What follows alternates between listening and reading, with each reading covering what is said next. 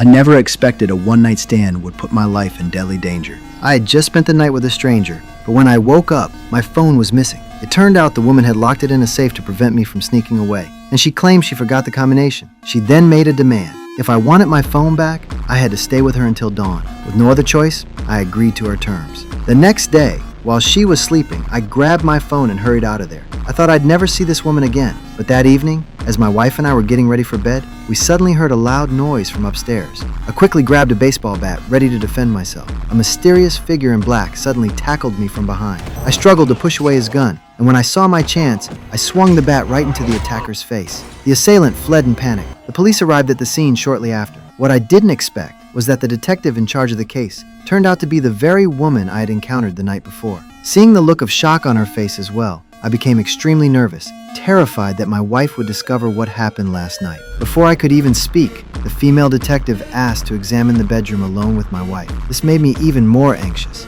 Once inside the bedroom, she noticed the messy clothes by the bed and felt the sheets. She determined this wasn't a simple burglary. It was likely attempted murder. She told me to contact her if I remembered anything else. Seeing that she hadn't exposed me, I felt a wave of relief. Early the next morning, I went to find the detective again to discuss what had happened that night. What I want to know is what's happening with us. You're afraid I'm gonna expose you to your wife? Are you? Think it through. I expose you, you expose me. Last thing I need is for my colleagues to know what I do in my private life.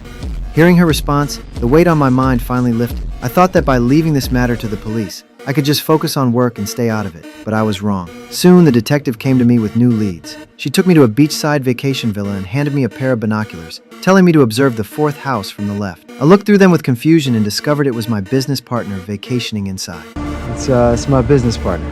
I know.